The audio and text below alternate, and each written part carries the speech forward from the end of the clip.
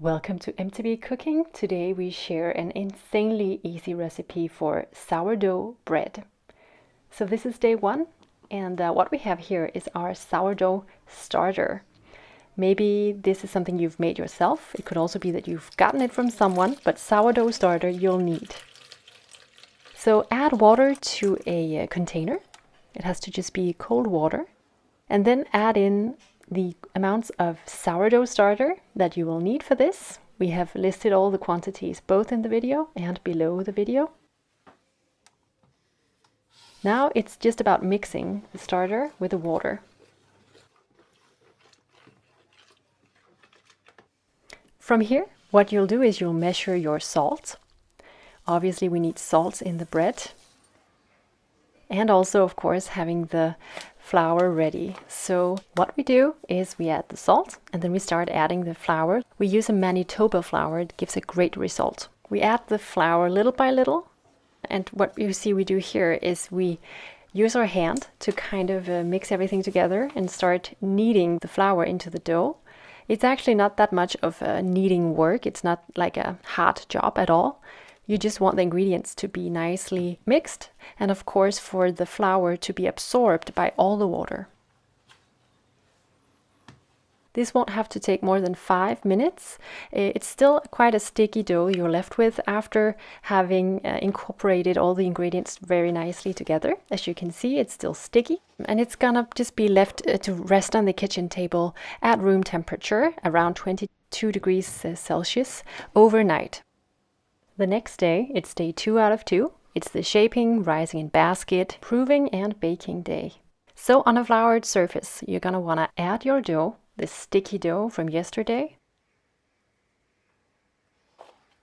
So use this type of spatula, metal spatula. It's a great tool when you make bread. And divide this dough into 2. You're gonna make 2 balls of dough, so that this gives 2 breads, obviously. On your fingers, you'll need to have more flour and then shape the doughs into round balls. You're gonna do this by making these circular movements with your hands. And obviously you need the flour on your hands so it doesn't stick too much. So don't be cheap with the flour. This is the second one, now being turned into a round ball as well.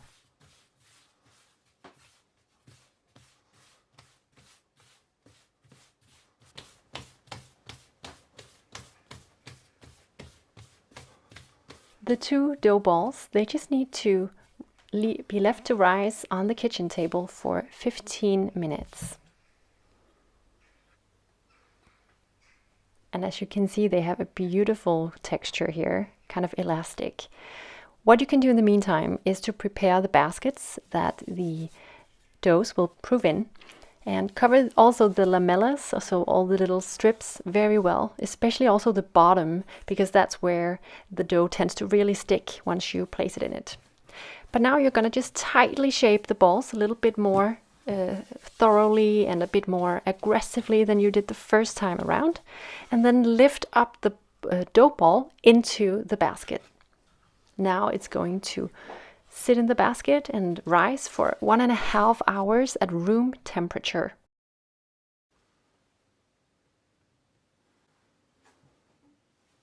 Here we're preparing the cast iron pot that the bread will bake in. So put some neutral tasting oil, for instance sunflower oil, into it. Put on the lid and then put it in the oven at 270 degrees Celsius for 1 hour. So now the pot is very, very hot for us to cook the bread in. We just added some flour to the surface of the bread that has now been rising for 1.5 hours. Then we just turn it over and let the gravity make it come out by itself. It can take a little bit of a while. We place it with the bottom facing upwards, and then we just cut a small incision in the top so that the steam can get out of the bread. We put on the lid and let it go in the oven for 20 minutes. Afterwards, we take off the lid, look at how beautiful it already is, and we bake it for another 20 minutes, but without the lid, at slight lower temperature of 230 degrees C. After the 20 minutes, the bread is finished. You can take it out a little bit later if you prefer to have a bit more of a dark crust.